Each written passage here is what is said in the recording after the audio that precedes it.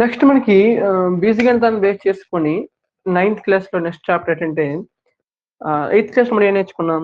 ఏకచరాశిలో రేఖీయ సమీకరణానికి సంబంధించిన ప్రాబ్లమ్స్ నేర్చుకున్నాం. నెక్స్ట్ 9th క్లాస్‌లో మనం చూసుకున్నట్లయితే 2 చరరాశుల్లో ఉంటుందండి. సో 2 చరరాశుల్లో రేఖీయ సమీకరణం.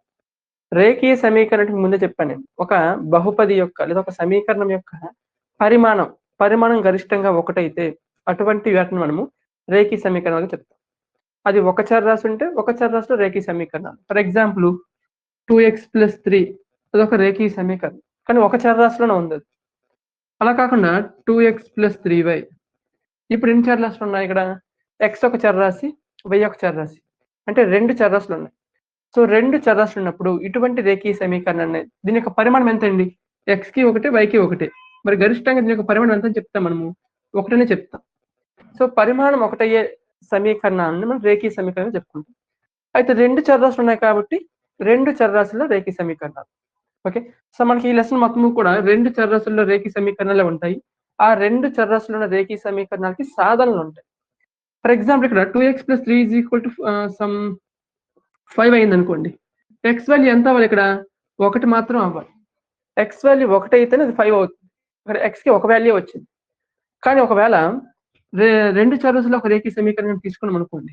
2x + 3y = 9. ఇప్పుడు xకి 1, yకి 1 2 వాల్యూస్ ఉండవండి. xకి, yకి 2 వాల్యూస్ ఉండవు. xకి ఒక వాల్యూ, yకి ఒక వాల్యూ. మనం ఏమనుకుంటాం? x ప్లేస్‌లో 1, y ప్లేస్‌లో 1 రాసుకుంటే మనకు 9 రావాలి. అటువంటి వాల్యూస్ రెండే ఉంటాయని మీరు అనుకోవచ్చు. ఇటువంటి రేఖీయ సమీకరణానికి సాధనలు లేదా విలువలు అనంతం ఉంటాయి. ఫర్ ఎగ్జాంపుల్ ఇక్కడ x వాల్యూ 2 అయిందనుకోండి. 4, 3, 7 చూద్దాం ఇక్కడ ఒకసారి. x వాల్యూ 2 అయితే ఏమవుతుందండి? ఇది 4 అయిపోతుంది. సో 3y = 5 అవుతుంది. y = 5/3 అవుతుంది. y వాల్యూ 5/3 అవుతుంది. ఖచ్చితంగా మనకు ఒక వాల్యూ ఉండాలని రూల్ ఏమీ లేదు. ఎన్ని వాల్యూస్ అయినా ఉండొచ్చు. దేంట్లోన? 2 చరరాశుల్లో ఉన్న రేఖీయ సమీకరణాలు. అందుకే ఈ 2 చరరాశుల రేఖీయ సమీకరణం మనం ఏం చేయాలంటే గ్రాఫ్ గీసుకోవాలి. గ్రాఫ్ గీసినట్లయితే గ్రాఫ్ మీద ఉండే ప్రతి బిందువు కూడా ఆ రేఖీయ సమీకరణానికి సాధనే అవుతుంది. ఓకే. అంటే మనం గ్రాఫ్ అంటే మనం తెలుసుకోగలగాలి. సో గ్రాఫ్‌కు సంబంధించి కార్టీజియన్ తలం గురించి తెలుసుకోవాలి మనం. ఏంటండి? కార్టీజియన్ తలం. మీకు కనిపిస్తుందా? దీన్ని మనం ఏమంటాం అంటే కార్టీజియన్ తలం అంటాం. ఏమంటాం? ఇక్కడ రాస్తున్నాను చూడండి.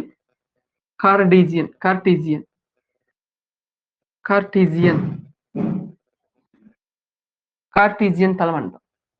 సో మనకి ఇక్కడ దీంట్లో చూసుకుంటే 2 తలాలు ఉన్నాయి. ఒకటి x అక్షం ఒకటి ఉంది, y అక్షం ఒకటి ఉంది. ఈ తలంలో 2 అక్షాలు x అక్షం ఒకటి, y అక్షం ఒకటి. మనకి ఫిజిక్స్ లో కానీ లేదంటే ఇంకా డిగ్రీ లెవెల్లోకి వెళ్ళినట్లయితే మూడో తలం కూడా వస్తుంది, z అనే తలం. అది 3D డయాగ్రామ్స్ ఎక్కువ యూజ్ చేస్తుంటాం మనం. అది అవసరం లేదు మనకి ఇక్కడ.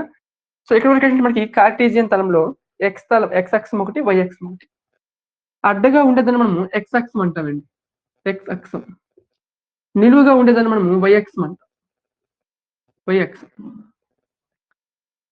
ఓకే. సో x అక్షము, y అక్షం రెండు ఖండించుకున్న ఈ బిందువుని మనము 0గా చూపిస్తాం. ఈ బిందువుని మనం జనరల్‌గా ఏ విధంగా చూపిస్తామంటే 0, 0గా చూపిస్తాం. ఏ విధంగా? 0, 0. అందులో మొదటి 0 ఏంటంటే x నిరూపకం. రెండోది ఏంటంటే y నిరూపకం. మనకి ఇలాగ బ్రాకెట్‌లో ఉండే ఇటువంటి సంఖ్యలను ఏమంటామంటే నిరూపకంగా చెప్పుకుంటాం. ఇది x నిరూపకం, ఇది y నిరూపకం. x అక్షము, y అక్షము రెండు ఖండించుకున్న ఈ బిందువుని మనం 0, 0గా చెప్తాము. దీన్నే మనము ఆది బిందువు, మూల బిందువు అని చెప్తుంటాం. అయితే ఇక్కడ మనం ఏం తెలుసుకోవాలంటే మనకు ఒక బిందువు ఇస్తాడండి. ఫర్ ఎగ్జాంపుల్ -4, 5 ఏ తలంలో ఉంటుంది. ఇక్కడ జాగ్రత్తగా చూడండి. మనకి x అక్షము, y అక్షము ఖండించుకున్నప్పుడు 4 పాదాలు ఏర్పడతాయి. ఇదొక పాదము, ఇదొక పాదము, ఇదొక పాదము, ఇదొక పాదము. వాటిని పాదాలు అంటాం. 4 పాదాలు. ఇదొక పాదము, ఇదొకటి, ఇదొకటి, ఇదొకటి. సో ఈ పాదాన్ని మనము Q1గా చెప్తామండి. దీన్ని Q2 రెండవ పాదం, Q3 మూడవ పాదం, Q4 నాలుగవ పాదం. అయితే ఒక నిరూపకంగా తీసుకున్నట్లయితే ఆ నిరూపకము ఏ పాదంలో ఉంటుంది అది మనకు తెలియాలి. ఇక్కడ మనకి కొన్ని నిరూపకాలు తీసుకుందాం. ఫస్ట్ మనకి ఇక్కడ నిరూపకాలకు సంబంధించిన సింబల్స్ చెప్తాను. అది మీ మైండ్‌లో పెట్టుకోండి ఫస్ట్.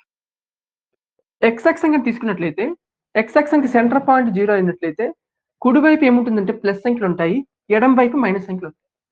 కుడివైపు ప్లస్ సంఖ్యలు, ఎడమవైపు మైనస్ సంఖ్యలు. అదే y అక్షం కనుక తీసుకున్నట్లయితే 0తో స్టార్ట్ చేసుకుంటే పైకి ప్లస్ సంఖ్యలు, కిందకి మైనస్ సంఖ్యలు ఉంటాయి. పైకి అయితే ప్లస్ సంఖ్యలు, కిందకైతే మైనస్ సంఖ్యలు.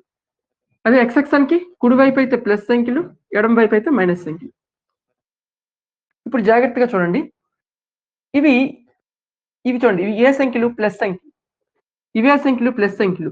ఇది ప్లస్, ఇది ప్లస్. మరి ఈ తలంలో ఉండే నిరూపకాలు ఏ విధంగా ఉంటాయంటే, రెండు నిరూపకం అంటే x నిరూపకము, y నిరూపకము. అంటే ఈ నిరూపకము, ఈ నిరూపకం రెండు కూడా ప్లస్ నిరూపకాలే. ఫర్ ఎగ్జాంపుల్ 2, 3 ఆ రెండు ఏ సంఖ్యలండి? ధన సంఖ్యలే కదా. అది ఖచ్చితంగా ఈ తలంలోనే ఉంటుంది. 3, 5 ఆ రెండు ఏ సంఖ్యలండి? ప్లస్ సంఖ్యలే కదా. అది ఖచ్చితంగా ఈ తలంలోనే ఉంటుంది. అలా కాకుండా -3 5 ఇచ్చాడు. -3 5 అంటే మొదటి నిరూపకం మైనస్, రెండవ నిరూపకం ప్లస్. అంటే ఒక మైనస్, ఒక ప్లస్. అది ఏ పాదంలో ఉంటుంది. మనం మాక్సిమం అంటే నిరూపకం బట్టి మనం చెప్పకూడదు అక్కడ. ఆ నిరూపకాలకు ఉండే సింబల్ బట్టి ఆ నిరూపకము ఏ పాదంలో ఉంటుందో చెప్పగలగాలి మనం. మొదటి నిరూపకం చూడండి, ఇక్కడ ప్లస్, ఇక్కడ ప్లస్. అంటే రెండు ప్లస్లే కాబట్టి ఇది ప్లస్, ఇది ప్లస్. ఈ మధ్యలో దీంట్లో ఉండేది అనమాట. ఈ నిరూపకాలు రెండు కూడా ప్లస్ నిరూపకాలు అవుతాయి. ఇక్కడ చూడండి, ఫస్ట్ ఏ నిరూపకం రాసుకోవాలి మనము? ఎక్స్ నిరూపకం. ఫస్ట్ ఎప్పుడు కూడా ఎక్స్ నిరూపకము, రెండోది వై నిరూపకమే.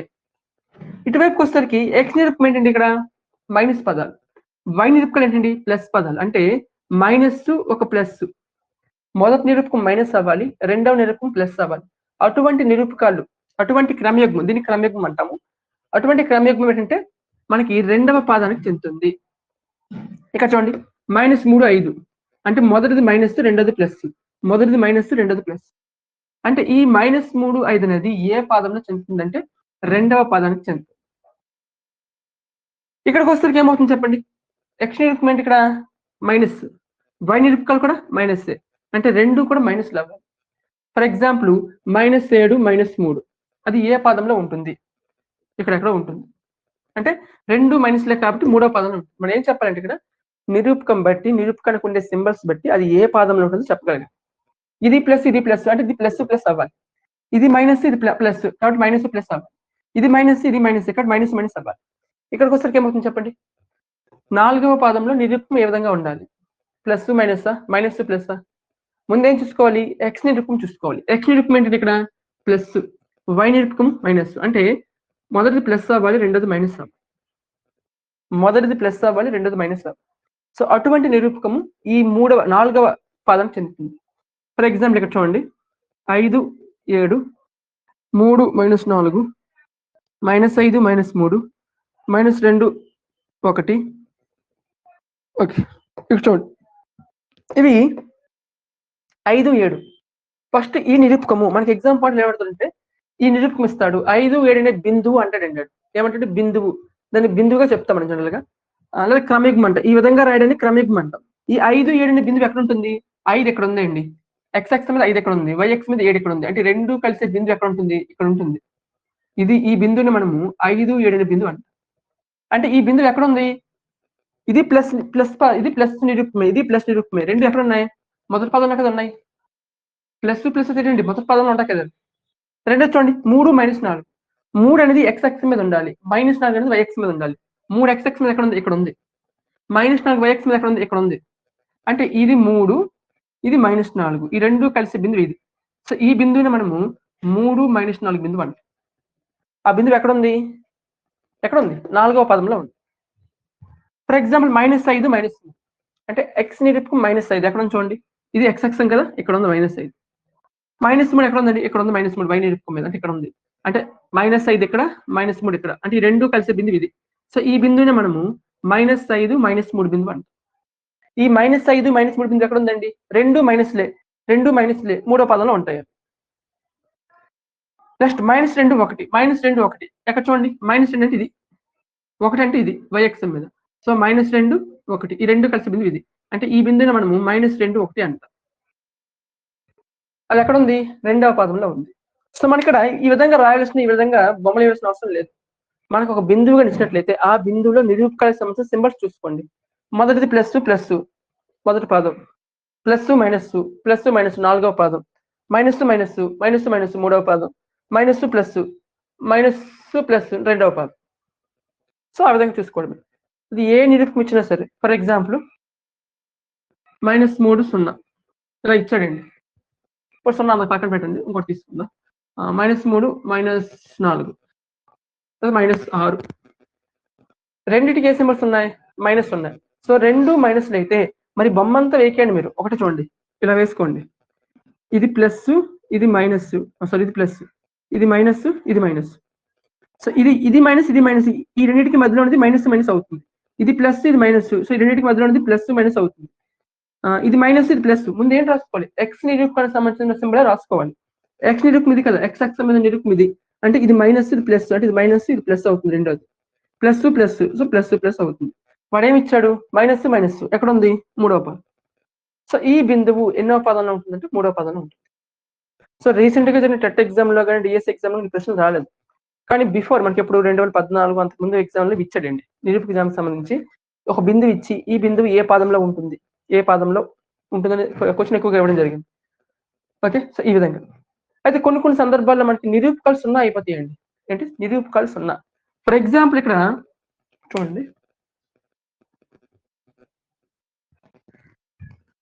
ఇది. సో ఈ విధంగా చేయాలి. అయితే కొన్ని సందర్భాల్లో మనకి ఎక్స్ నిరూపకం కానీ వై నిరూపకం కానీ 0 ఇస్తాడండి. సో ఏదో ఒకటి 0 ఇవ్వచ్చు. ఒకవేళ రెండు 0 అనుకోండి, ఎక్స్ నిరూపకము 0, వై నిరూపకం 0, అంటే 0 0. ఆ బిందువు ఎక్కడ ఉంటుందండి? ఇక్కడ ఉంటుంది. దాన్నే కదా మనం 0 0గా చెప్పుకున్నాం. ఆది బిందువు లేదా మూల బిందువుగా చెప్పుకున్నాం దాన్ని.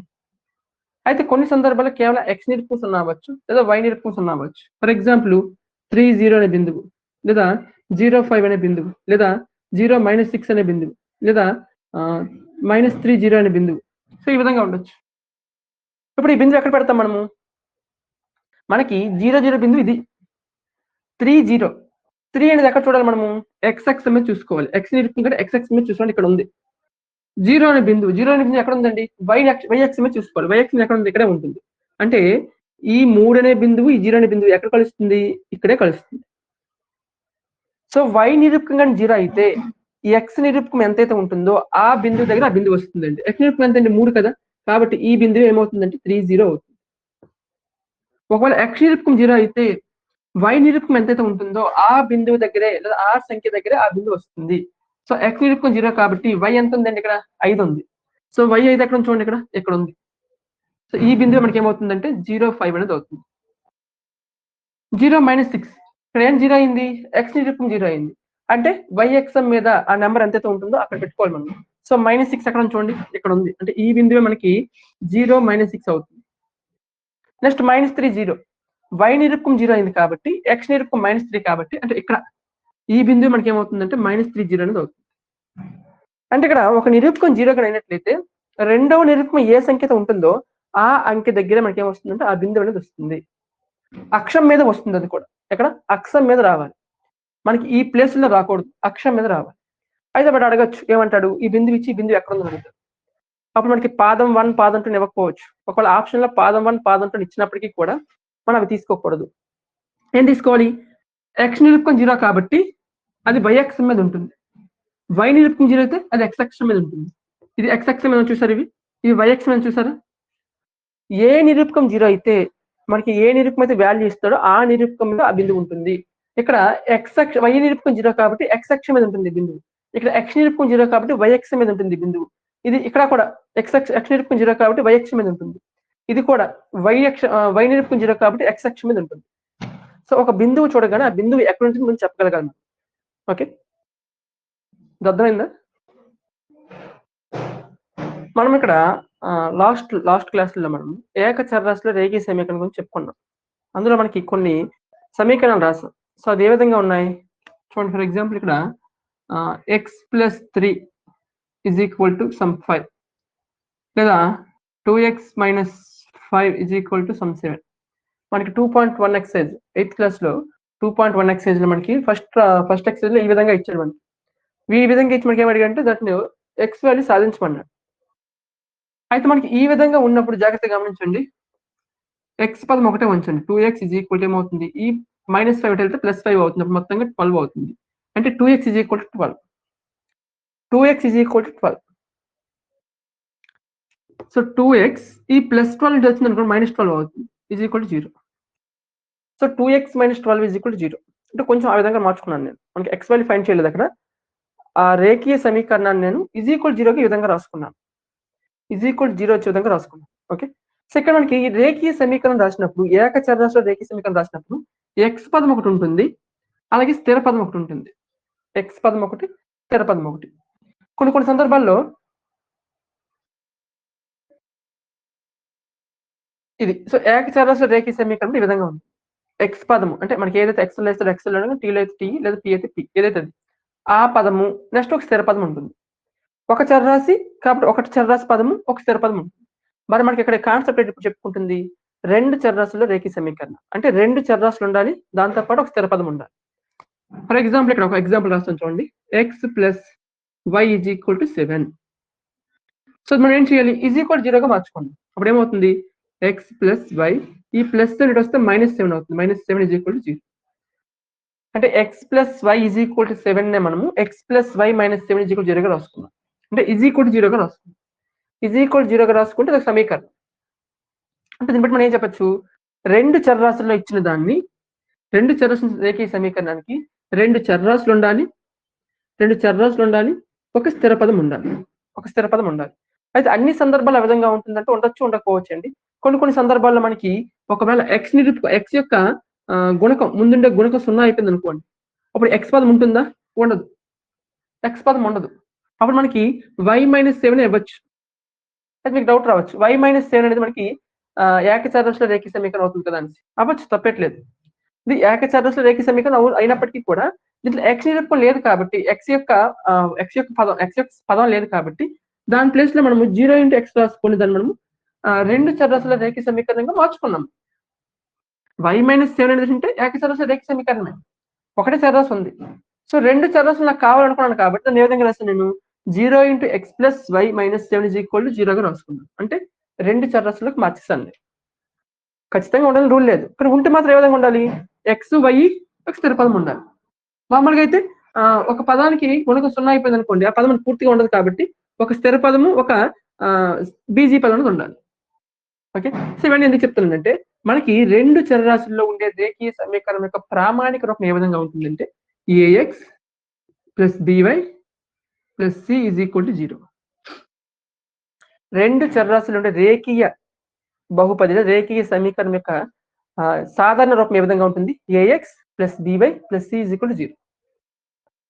సో మనకి మొదటి ఎక్సర్సైజ్ 9th క్లాస్ మనకి ఎన్నో లెసన్ 6th లెసన్. దీంట్లో మనకి మొదటి ఎక్సర్సైజ్ ఏమున్నాయంటే ఇచ్చిన ప్రతి రేఖీయ బహుపదిని, రేఖీయ సమీకరణాన్ని ax + by + c తో పోల్చేసి a value, b value, c values రాయాలి. సో మొదటి కాన్సెప్ట్ మనకి అది. కాబట్టి మనం ఏం చేద్దాం అంటే ఫస్ట్ ఇప్పుడు మనకి కొన్ని రేఖీయ సమీకరణాలు తీసుకుందాం. ఏవి? 2 చరరాశుల రేఖీయ సమీకరణాలు తీసుకొని దాన్ని దీంతో పోలిద్దాం. పోల్చేసి a value, b value, c value రాద్దాం. ఇక్కడ a అంటే ఏంటండి? x యొక్క గుణకమే మనకి ఏమవుతుందంటే a అవుతుంది. y యొక్క గుణకం మనకి ఏమవుతుందంటే b అవుతుంది. స్థిర పదం సింబల్ తో సహా తీసుకోవాలి. ఈ సింబల్ ముందుంటే ఏదంటే దాంతో సహా తీసుకోవాలి. c అనేది ఏమవుతుందంటే స్థిర పదం అనేది అవుతుంది. ఓకే. సో వాటికి సంబంధించిన కొన్ని ఎగ్జాంపుల్స్ ఉన్నాయి, చూద్దాం.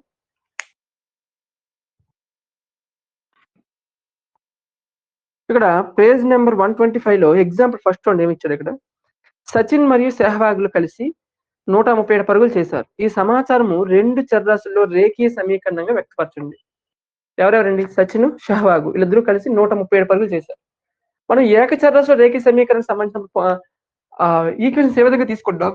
ఫర్ ఎగ్జాంపుల్ సచిన్ అనేవాడు x పరుగులు చేస్తే సెహ్వాగ్ అనేవాడు 137 - x పరుగులు చేస్తారని తీసుకున్నాం. అంతేనా? ఇక్కడ 8th క్లాస్‌లో మనం ఏకచరాశుల రేఖీయ సమీకరణ ప్రాబ్లమ్స్ ఎక్స్‌ప్లెయిన్ చేసుకున్నాం. కానీ ఇక్కడికి వచ్చేసరికి ఏంటివి? 2 చరరాశుల రేఖీయ సమీకరణం. వాడు ఖచ్చితంగా అన్నాడు చూడండి. ఏమన్నాడు? ఈ సమాచారంను 2 చరరాశులలో రేఖీయ సమీకరణంగా వ్యక్తపరచండి. అంటే ఇక్కడ 2 చరరాశులు రావాలి. అంటే మనం ఏం తీసుకోవాలి? సచిన్ x పరుగులు చేస్తే సెహ్వాగ్ y పరుగులు చేశారు. మరి వీళ్ళిద్దరూ కలిసి మొత్తంగా ఎన్ని పరుగులు చేశారు? 137 పరుగులు.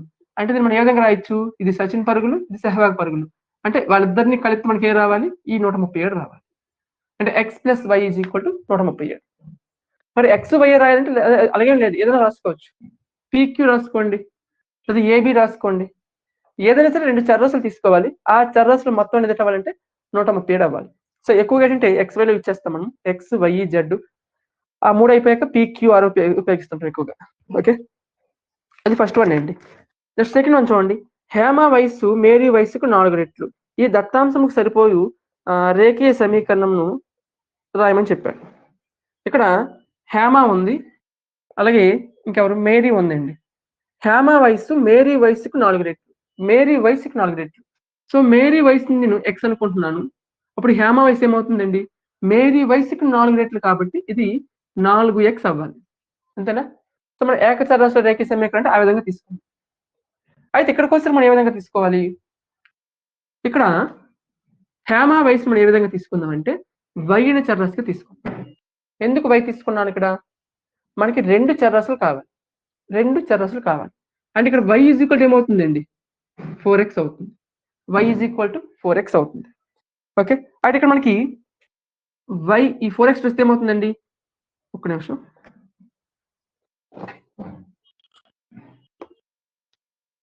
ఇక్కడ హేమ వయస్సు మేరీ వయస్సుకి ఏ విధంగా ఉంది? 4 రెట్లుగా ఉంది. అంటే సాధారణంగా ఏమవ్వాలి? దీనికి 4 రెట్లు కాబట్టి 4x అవ్వాలి.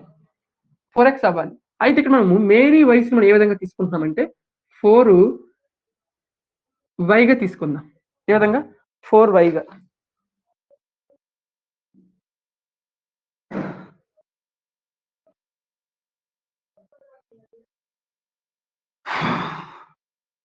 ఓకే. సో దీనికి 4 రెట్లు కాబట్టి దీన్ని మనం 4x గానే తీసుకోవాలి. అయితే ఇక్కడ మనకి 2 చరరాశుల రేఖీయ సమీకరణం కావాలి కాబట్టి ఇక్కడ x బదులు మనం ఏం తీసుకుందామంటే y అనే అక్షరం తీసుకుందాం. అప్పుడు దీనికి 4 రెట్లు కాబట్టి x ఈక్వల్ ఏమవుతుందండి? 4y అవుతుంది. సో x ఈ 4y ఇటు వస్తే ఏమవుతుందండి? -4y అవుతుంది. Equal to 0. సో 2 రేఖీయ సమీకరణాల్లో మనము 2 చరరాశుల రేఖీయ సమీకరణం రాయాల్సి వచ్చినప్పుడు సో x - 4y 0 ఈ విధంగా రాయాలి. ఎందుకు ఇది కరెక్టేనా అంటే y వాల్యూ కరెక్ట్ అవ్వాలని రూల్ ఏమీ లేదు కదా. సో మీకు మారచ్చు, మీకు అనిపించచ్చు ఆ విధంగా. అయితే ఇక్కడ చూడండి, మన ఇక్కడ ఏమన్నాడు? మేరీ వయస్సుకు 4 రెట్లు. అంటే తిని ఎంత ఉంటుందో తినికి 4 రెట్లు ఉంటుంది తన వయసు. అంతేనా? తిని వయస్సు 4 రెట్లు కాబట్టి అంటే ఆ రెండు మనకి ఏమవుతుంది? ఆటోమేటిక్ గా సమానం అవుతాయి.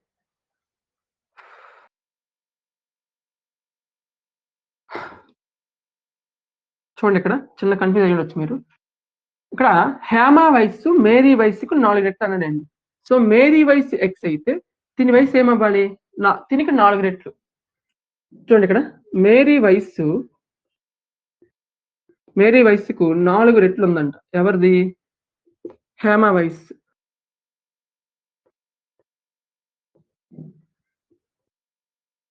సో మేరీ వయసు మనం ఏమనుకున్నాం? x అనుకున్నాం. తప్పించు ఇక్కడ ఒక్క నిమిషం. ఇది చూడండి, సెకండ్ అండి మనకి ఏమొచ్చాడంటే ఇక్కడ మేరీ ఉంది, హేమ ఉంది. సో హేమ వయస్సు మేరీ వయస్సుకు 4 రెట్లు అని చెప్పాడు. సో ఇక్కడ మనం ఏం చేయాలంటే హేమ వయస్సు మేరీ వయస్సు వాడి క్వశ్చన్ లో మనకు అంటాడు ఏమంటాడంటే 2 చరరాశుల్లో రేఖీయ సమీకరణంగా రాయమని చెప్తారు. సో ఇక్కడ మనం ఏం తీసుకున్నాం? సచిన్ వయసు x గా తీసుకున్నాం, సచిన్ కొట్టిన రిలేషన్ x గా తీసుకున్నాం, సెహ్వా కొట్టిన రిలేషన్ y గా తీసుకున్నాం. ఇక్కడ కూడా సేమ్ అంతేనండి. హేమ వయసును మనము x గా తీసుకుందాం, మేరీ వయసును y గా తీసుకుందాం. హేమ వయసు x, మేరీ వయసు y. అయితే ఒక కండిషన్ ఇచ్చాడు. వాడు ఏమి ఇచ్చాడంటే హేమ వయసు అంట మేరీ వయసుకు 4 రెట్లు. అంతేనా? సో హేమ వయసు ఏంటండి? x, మేరీ వయసు ఏంటండి? y ఇంటూ 4 అంటే x ఈక్వల్ టు 4y అవుతుంది. ఈ 4y ఇటు వచ్చింది అనుకోండి ఏమవుతుంది? x - 4y అవుతుంది. Equal to 0. సో మనం ముందేం చేసాం? ఇక్కడ హేమ వయస్సు మేరీ వయసుకు 4 రెట్లు కాబట్టి ఇది x అయితే ఇది 4x అవుతుంది. అదేంటది?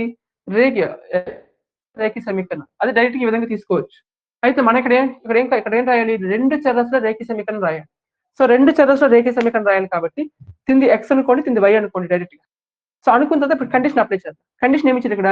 హేమ వయసు అనేదేమో మేరీ వయసుకు 4 రెట్లు.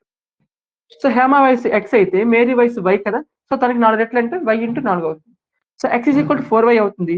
So x - 4y equal to 0 అవుతుంది. అది మనకి equation. Okay. Next third one చూడండి. ఒక సంఖ్య దాని అంకెలను తారుమారు చేయగా వచ్చే సంఖ్య కంటే 27 ఎక్కువ. సంఖ్యలోని 1వ స్థానము 10వ స్థానం అంకెలను వరుసగా xy అనుకొని ఆ దత్తాంశం సరిపోయి చరరాశులను రాయని చెప్పాడు. ఇక్కడ ఒక సంఖ్య ఉందండి, ఒక 2 అంకెల సంఖ్య. ఆ రెండు అంకెలు తారుమారు చేస్తే వచ్చే సంఖ్యకు మొదటి సంఖ్యకు మధ్య డిఫరెన్స్ ఎంత అంటే 27 అంట. సో ఆ రెండు అంకెల సంఖ్య ఇక్కడ వీడు ఏమనుకోమన్నాడంటే XY అనుకోమన్నాడు. ఓకే, సో XY అనుకున్నప్పుడు దీన్ని తారుమారు చేస్తే ఏమొస్తుందండి?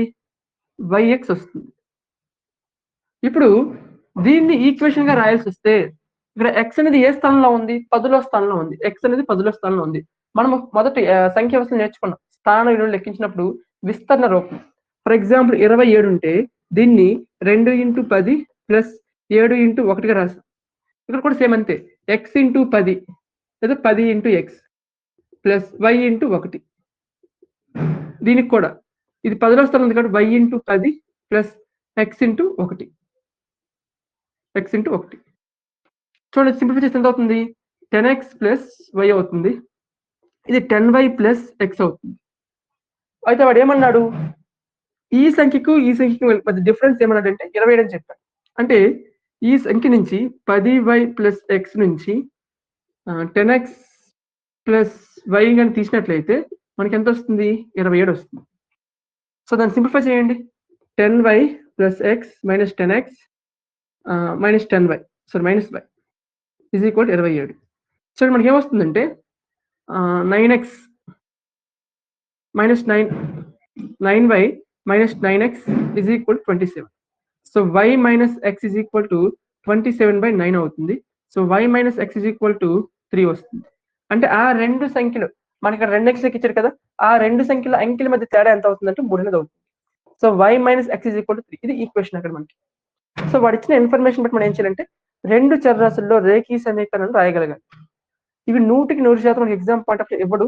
ఒకవేళ పేపర్ కష్టంగా ఇవ్వాలి అనుకుంటే ఇవి టచ్ చేస్తారు.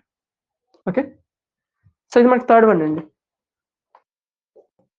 అయితే మనకి ఏంటి ఇక్కడ ఏం చెప్పుకున్నాం? ఈక్వేషన్ ఎప్పుడు కూడా మనం ఈజ్ ఈక్వల్ 0గా రాసుకోవాలి కదా. ఈ +3 పట్టుకొస్తే ఏమొస్తుందండి? -3 వస్తుంది, అంతేనా? So y minus x minus 3 is equal to 0 అవుతుంది. అంటే ax ప్లస్ by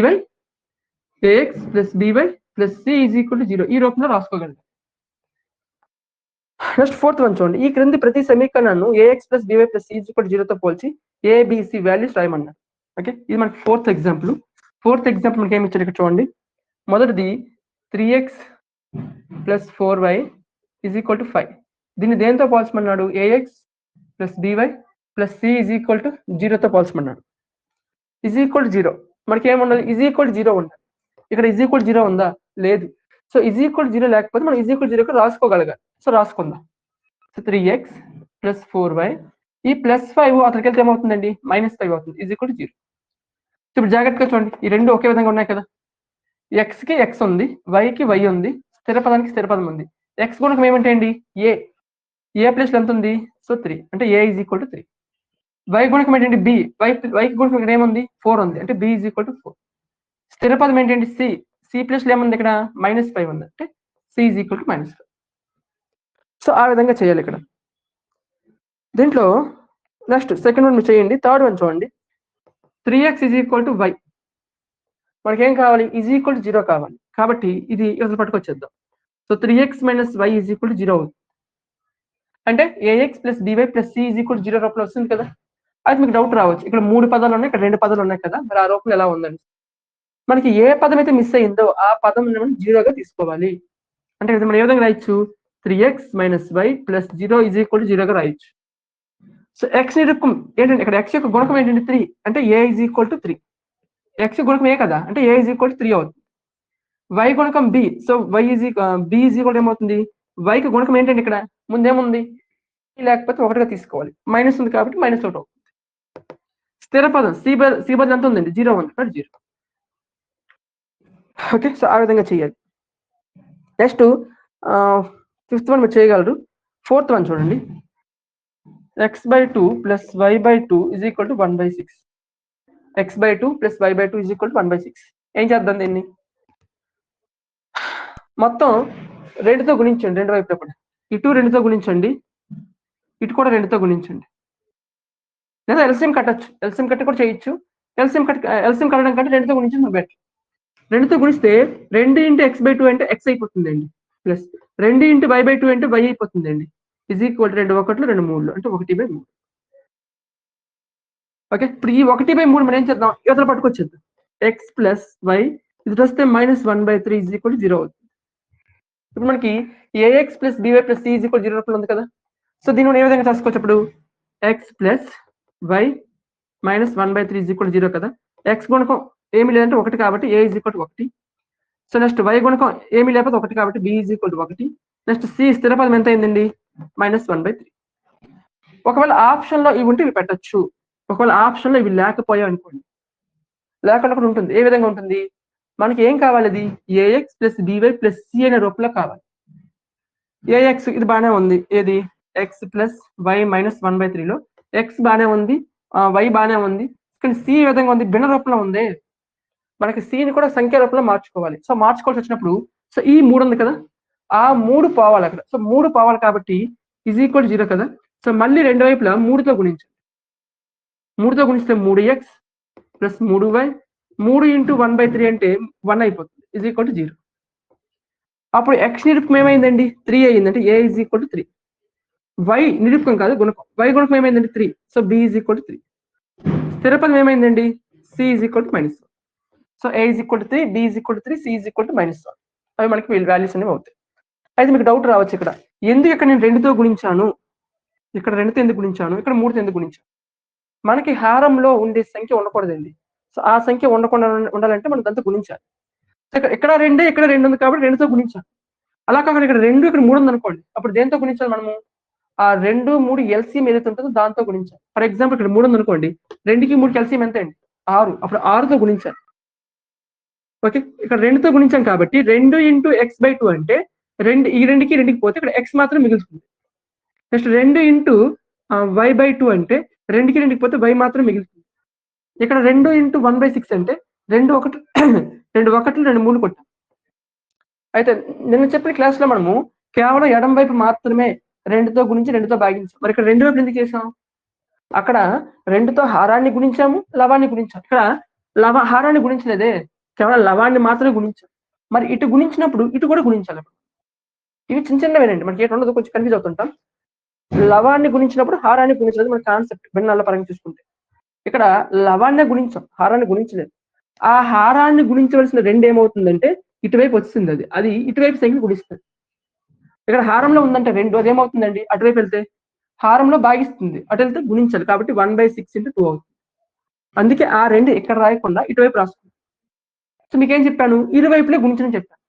ఒక ఈక్వేషన్ ఇచ్చినప్పుడు, ఒక equation for example a + b = some c అయింది. ఆ ఈక్వేషన్ లో ఇటు నువ్వు 2తో గుణిస్తే ఇటు కూడా 2తో గుణించవచ్చు, గుణించాలి కూడా, అప్పుడే నీకు 2 ఈక్వేషన్ సమానం అవుతాయి. అలా కాకుండా నువ్వు ఇటు మాత్రమే గుణించాలనుకుంటే 2తో గుణించి 2తో భాగించాలి. అప్పుడు 2కి 2కి పోతే a + b వస్తుంది మనకి. సో ఇటు మనకి 2 వైపుల విలువ మారకుండా ఉండాలంటే 2తో ఇటు గుణించాలి, ఇటు గుణించాలి. ఒకవేళ ఒకవైపు మనం మార్చుకోవాలనుకుంటే ఇటు గుణించి మళ్ళీ భాగించాలి. ఆ భాగించే సంఖ్య ఏమవుతుందంటే అటువైపు వెళ్తే ఏమైపోతుందంటే మళ్ళీ అదే గుణిస్తుంది. అది స్టెప్, అది నెక్స్ట్ స్టెప్. అది ఆ స్టెప్ మనం ముందు రాయకుండా ఏం చేసామంటే డైరెక్ట్ గా 2 వైపులా గుణించినట్టుగా రాస్తాం. ఇక్కడ ఇక్కడ కూడా ఇక్కడ ఏముందండి, హారంలో 3 ఉంది, ఇక్కడ ఏముంది 1 ఉంది, ఇక్కడ 1 ఉంది. సో 1 1 3కి ఎల్సిఎం ఎంత అండి, 3 కదా. అంటే ఆ ఎల్సిఎంతో మనం గుణించాలి. అందుకే ఇక్కడ మనం ఏం చేసానంటే 3తో గుణించాలి. 3 ఆఫ్ x + y - 1/3ని 3తో గుణించాం. సో ఇటు గుణించాం కాబట్టి అటు కూడా గుణించాలి. అటు ఏముంది, 0 ఉంది, 0ని 3తో గుణిస్తే 0 వస్తుంది. సో 3తో గుణిస్తే 3x 3y -1/3 × 3 అంటే -1 వస్తుంది. సో ax + by + c = 0తో పోలిస్తే abc వాల్యూస్ వస్తాయి. ఓకే, సో మనకి ఇది ఇంపార్టెంటా అంటే చెప్పలేము, చెప్తాను కదా. మనకి ఎగ్జామ్ పాయింట్ ఆఫ్ లో పేపర్ కొంచెం కష్టంగా ఇవ్వాలి అనుకుంటే ఈ కాన్సెప్ట్ టచ్ చేస్తారు వాడు. ఓకే, ఇది 4th one. Next 5th one కూడా సేమ్ అంతేనండి. క్రింది ప్రతి సమీకరణకు ax + by + c = 0 రూపంలో రాసి abc వాల్యూస్ కట్టమన్నాడు. ఓకే, అవి ఒకసారి చెప్దాం. నెక్స్ట్ మనకి ఇక్కడ పేజ్ నెంబర్ 127లో నెక్స్ట్ ఇక్కడ 5th ఎగ్జాంపుల్ చూడు. 5th ఎగ్జాంపుల్ మనకి ఏమి ఇచ్చాడంటే x = -5 ఇచ్చాడు, y = 2 ఇచ్చాడు, 2x = 3 ఇచ్చాడు, 5y = -3 ఇచ్చాడు. సో వీటిని కూడా మనకి ఏం చెప్పాడంటే వాడు ax + by + c = 0తో పోల్చుకున్నాడు. So general గా చూసుకున్నట్లయితే వీటిలో x ఉంది, దీంట్లో y మాత్రమే ఉంది, దీంట్లో x మాత్రమే ఉంది, దీంట్లో y మాత్రమే ఉంది. సో వీటికి ఏమని పేర్లు పెట్టాలి మనం పెడితే? ఏక చరరాశిలో రేఖీయ సమీకరణం పేర్లు పెట్టాలి. కానీ వాడేమన్నాడు, రెండు చరరాశుల్లో ఉన్న రేఖీయ సమీకరణంతో పోల్చమన్నాడు. అంటే అర్థం ఏంటి? ఇవి రెండు చరరాశుల రేఖీయ సమీకరణమే. అయితే ఒక చరరాశి యొక్క గుణకం ఏమైందంటే 0 అయ్యింది. అందుకే మనకి ఆ పదం కనిపించకుండా మొత్తం 0 అయిపోయింది. సో దీనిని ఏ విధంగా రాయొచ్చు? x ఈ -5 అటువైపు వెళ్తే +5 అవుతుంది = 0. ఇప్పుడు దీంతో పోల్చాలి మనం. ఇక్కడ x యొక్క గుణకం ఏంటుందండి? ఏముందా అంటే a = x యొక్క గుణకం ఏంటి? ఇక్కడ ఏమీ లేకపోతే 1 అని అర్థం, అంటే 1. y యొక్క గుణకం ఏంటండి? b. ఇక్కడ y యొక్క గుణకం ఉందా? అసలు y పదమే లేదు అక్కడ. సో y పదం లేదు కాబట్టి y యొక్క గుణకం ఏమవుతుందంటే ఖచ్చితంగా 0 అవుతుంది. మనకి ఏ పదం అయితే ఉండదో ఆ పదానికి సంబంధించిన గుణకం ఏమవ్వాలి? 0 అవ్వాలి. నెక్స్ట్ స్థిర పదం బదులు ఏముంది? ఇక్కడ 5 ఉంది. సో c కూడా ఏమవుతుందంటే 5 అనేది అవుతుంది. ఓకే, అది మనకి మొదటిది. రెండోది చూడండి, y = 2 కదా. సో y = 2 లో ఈ +2 అదరికెళ్తే ఏమవుతుందండి? -2 అవుతుంది = 0. దీంతో పోల్చండి. x ముందు ఇక్కడ x యొక్క గుణకం ఉంది, ఇక్కడ దీంట్లో ఉందా? అసలు x పదమే లేదు. x పదం లేకపోతే x గుణకం ఏమవుతుందండి? 0 అవుతుంది, అంటే a = 0. y యొక్క గుణకం ఏంటండి? ఇక్కడ 1. ఇక్కడ ఎంత అండి? b. అంటే b = 1. నెక్స్ట్ స్థిర పదం ఏంటండి? -2. స్థిర పదం ఏంటండి? ఇక్కడ c. అంటే c = -2. ఏం లేదు, మనకి ఇచ్చిన సమీకరణం ax + by + c = 0తో పోల్చాలి. దాంట్లో మనకి ఏ చరరాశి యొక్క పదం ఉండదో ఆ చరరాశి యొక్క గుణకం x యొక్క చరరాశి ఉండకపోయింది అనుకోండి, a = 0 అవుతుంది. ఒకవేళ y పదం ఉండకపోయింది అనుకోండి, b = 0 అవుతుంది. ఒకవేళ స్థిర పదం ఉండకపోయింది అనుకోండి, c = 0 అవుతుంది. ఇక్కడ చూడండి, ఇట్లా లేదా? ఫర్ ఎగ్జాంపుల్ దీన్ని 2x = 3y గా తీసుకుందాం. ఇదే విధంగా మారుతున్నప్పుడు 2x - 3y = 0 అవుతుంది. సో x కి గుణకం ఉంది, y కి గుణకం ఉంది, అంటే a = 2, b = -3. కానీ c పదం స్థిర పదం ఉందా? లేదు. అంటే ఇప్పుడు మనకి ఏం రాసుకోవాలి? c = 0గా రాసుకోవాలి. ఓకే, సో ఆ విధంగా ఇది మీరు ట్రై చేయండి. సో అది 5th వన్ అండి. నెక్స్ట్ 6.1 ఎక్సైజ్ ఉంది. సో చూద్దాం. నెక్స్ట్ ఇక్కడ చూడండి, పేజ్ నెంబర్ 128లో 6.1 ఎక్సైజ్ కి ముందు ఇవి చేయడానికి ప్రాబ్లమ్స్ ఇచ్చాడు. దాంట్లో first one, second one, third one, 5th one మీరు చేయగలరు. 4th వన్ చూడండి. సో 4th వన్ మనకి ఏమి ఇచ్చాడు? ఇక్కడ x/2 - y/3 - 5 = 0 ఇచ్చాడు. సో దీన్ని వాడు ax + by + c = 0తో పోల్చమన్నాడు. సో రెండు విధాలు చూద్దాం ఒకసారి మనం దీన్ని. అంటే వాడు ఇస్తే ax + by + c = 0లో abcని వాడు పూర్ణ సంఖ్యలుగా లేదా అకర్ణీయ సంఖ్యలుగా ఇవ్వచ్చు. వాడు పూర్ణ సంఖ్యలుగా ఇవ్వచ్చు. ఒకవేళ అకర్ణీయ సంఖ్యలుగా ఇవ్వాలనుకుంటే కొన్ని సందర్భాల్లో భిన్న రూపంలో కూడా ఇస్తుంటాడు. అంటే దీన్ని మనం ఏ విధంగా రాస్తున్నాం చూడండి జాగ్రత్తగా. 1/2 × x - 1/3 × y - 5 = 0గా రాయొచ్చు. అప్పుడు ఏ వాల్యూ ఏమవుతుందండి? 1/2 అవుతుంది. బి వాల్యూ ఏమవుతుందండి? -1/2 అవుతుంది. సి వాల్యూ -5 అవుతుంది. సో ఇలా అవ్వాలి. ఎప్పుడు వాడు ఇచ్చింది రేటింగ్ ఈ విధంగా రాసుకున్నట్లయితే. అయితే 100% ఎప్పుడు కూడా ఈ విధంగా రాయడు వాడు. భిన్న రూపంలో ఉన్నప్పటికీ కూడా దాన్ని ఒక ఈక్వేషన్ రూపంలో రాస్తాడు. ax + by + c = 0 రూపంలో రాస్తాడు. అందులోను ఖచ్చితంగా a, b, c వీటి వాల్యూస్ ఎప్పుడు కూడా పూర్ణ సంఖ్యలుగా ఉంటాయి. ఏముంటాయి? పూర్ణ సంఖ్యలు. అంటే ప్లస్ సంఖ్యలు కానీ మైనస్ సంఖ్యలు ఉంటాయి తప్ప భిన్నాలుగా ఉండకూడదు. ఇక్కడ చూడండి 1/2 - 1/2 భిన్నాలు ఇవ్వడు. ఒకవేళ ఇస్తాడేమని చెప్పాను, 1% ఛాన్స్ ఇవ్వచ్చు. మిగతాది ఎప్పుడు కూడా ఎప్పుడైనా సరే మనకి ax + by + c ఈ రూపంలో ఉండాలి. అంటే సంఖ్యలుగానే ఉండాలి, అంటే పూర్ణ సంఖ్యలుగానే ఉండాలి అవి ఎప్పుడు కూడా. అయితే మనం ఏం చేయాలి? ఇక్కడ ఈ 2 ఉండకూడదు, 3 ఉండకూడదు. లెక్క చెప్పుకున్నాం మనం x/2 - y/2 అనేది. అక్కడ ఏం చేసాం మనము? 2తో గుణించాం రెండు వైపులా కూడా. ఇక్కడ 2 ఉంది, ఇక్కడ 3 ఉంది. అంటే ఏం చేయాలి మనము? 1/3. ఓకే, ఇది అంత అవసరం లేదు. ఇక్కడ x బదులు 2 x/2 ఉంది, y/3 ఉంది. ఇందాక ప్రాబ్లంలో x/2 y/2 ఉన్నప్పుడు 2తో గుణించాలి రెండు వైపులా కూడా. ఇక్కడ x/2 ఉంది, y/3 ఉంది, -5 = 0. ఇప్పుడు దేంతో గుణించాలి? 2తో గుణించాలా రెండు వైపులా? 3తో గుణించాలా? సో ఇక్కడ ఒక హారం ఉంది, ఇక్కడ ఒక హారం ఉంది. సో 5 అంటే 5/1 అక్కడ ఒక హారం ఉంది. అంటే 2, 3, 1 ఈ మూడిటికి ఎల్సిఎం ఏదైతే ఉంటుందో దాంతో గుణించాలి రెండు వైపులా. అంటే 0తో 0కి గుణించాలి, ఇటు గుణించాలి. ఓకే, లేదు అనుకుంటే ఇంకొక స్టెప్ రాస్తాం, దాంట్లో ఇంకా ఈజీగా అర్థమవుతుంది. ఇక్కడ చూడండి. సో 2కి 3కి ఎల్సిఎం ఎంత అండి? 2, 3, 1 ఎల్సిఎం 6. సో ఈ మొత్తం ఈక్వేషన్ నేను 6తో గుణించి 6తో భాగిస్తుంది. సో 6తో గుణిస్తే 6 into x/2 minus y/3 minus 5/1 is equal to 0. ఇలా రాయొచ్చు కదా. సో ఇప్పుడు 6కి పోతే మనదే వస్తుంది మళ్ళీ మనకి ఈక్వేషన్. అంటే 6తో గుణించి 6తో భాగించాలి. ఇప్పుడు ఇక్కడ 6తో భాగిస్తుందన్న ఈ 6 ఇక్కడ ఏం చేస్తుందండి, భాగిస్తుంది.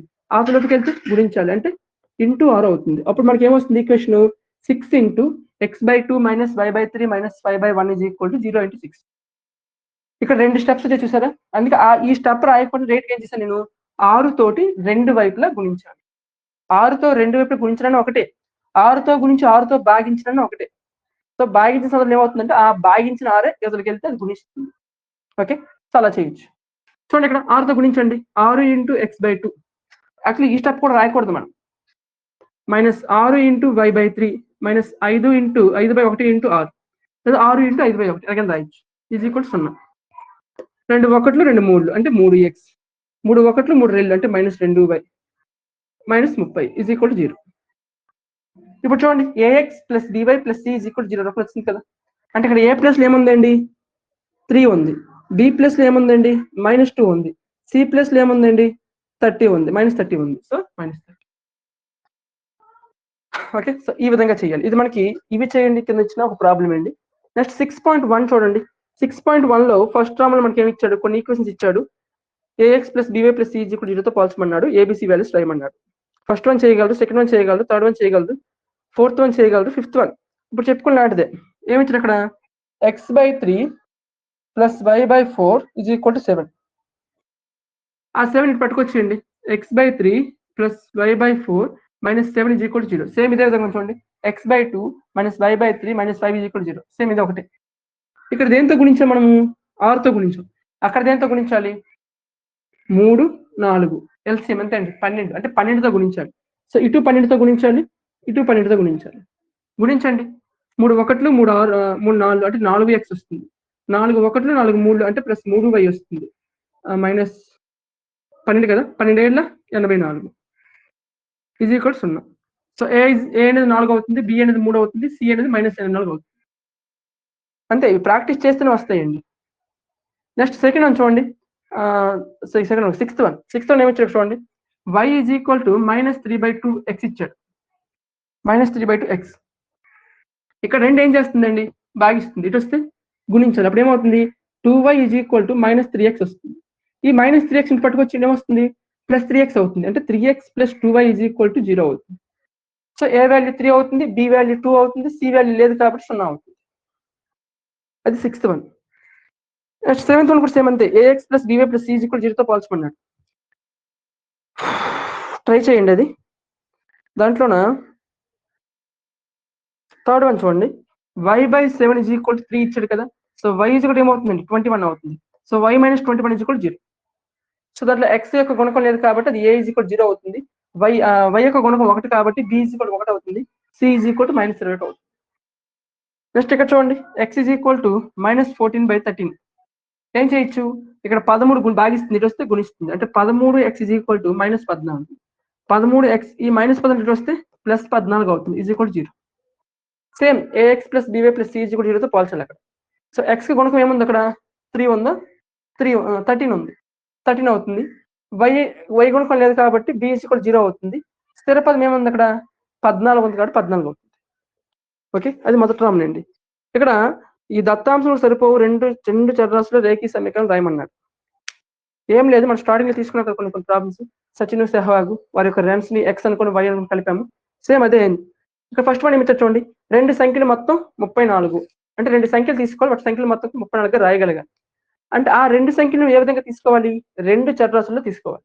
సో x y తీసుకోవచ్చు, లేదా p q తీసుకోవచ్చు, మీకు నచ్చింది తీసుకోవచ్చండి. Okay, so p plus q is equal to 34 లేదా x plus y is equal to 34 ఎలా రాయొచ్చు. ఒక బాల్ పెన్ ఖరీదు సిరా పెన్ ఖరీదులో సగానికంటే 5 ఎక్కువ, 5 తక్కువ. ఓకే, సో నెక్స్ట్ భార్గవికి వచ్చిన మార్కులు సింధు మార్కులకు రెట్టింపు కంటే 10 ఎక్కువ. ఏం లేదండి, ఇవన్నీ కూడా ఈజీ అండి. ఇప్పుడు మనకి ఎగ్జామ్ పాయింట్ అవసరం లేదు, కొంచెం చూద్దాం ఒకసారి.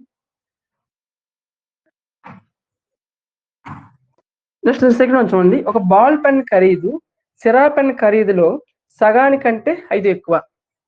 సో బాల్ పెన్ ఖరీదు మనం ఏమనుకుంటాం ఎక్స్ అనుకోండి, సిరా పెన్ ఖరీదులు ఏమనుకుంటాం, వై అనుకోండి. ఏమన్నాడు ఇక్కడ, సిరా పెన్ ఖరీదులో సగానికంటే, సో ఈ బాల్ పెన్ ఖరీదు ఏ విధంగా ఉంది, ఎక్స్ అనేది సిరా పెన్ ఖరీదులో సగం అంటే 2 కదా, సో బై 2 చేయాలి. సగం కంటే 5 తక్కువ, దీనికంటే 5 తక్కువ, అంటే x is equal to y by 2 minus 5. ఇది ఈక్వేషన్. లేదా ఇంకా మార్చుకోవాలనుకుంటే మనం మార్చుకోవచ్చు. ఇరువైపులు 2తో గుణించండి, ఇది 2x అవుతుంది, ఇది y అవుతుంది, ఇది 10 అవుతుంది. సో ఇక్కడ వస్తే 2x minus y plus 10 is equal to 0 అవుతుంది. ఎందుకు 2తో గుణించాను, ఇక్కడ హారంలో 2 ఉంది కాబట్టి దీన్ని 2తో గుణించాను, దీన్ని 2తో గుణించాను. సో 2 × x 2x అయ్యింది, 2 × y బై 2 y అవుతుంది, 2 అయితే 10 అవుతుంది.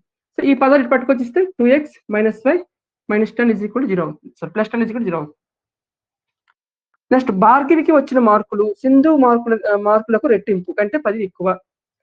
ఎవరున్నారండి ఇక్కడ, భార్గవి నెక్స్ట్ సింధు.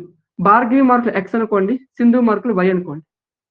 ఏమన్నాడు ఇక్కడ, భార్గవికి వచ్చిన మార్కులు అంటే ఈ ఎక్స్ అనే మార్కులు ఏ విధంగా ఉన్నాయి, సింధుకి వచ్చిన మార్కుల కంటే, సింధుకి వచ్చిన మార్కులకు రెట్టింపు కంటే.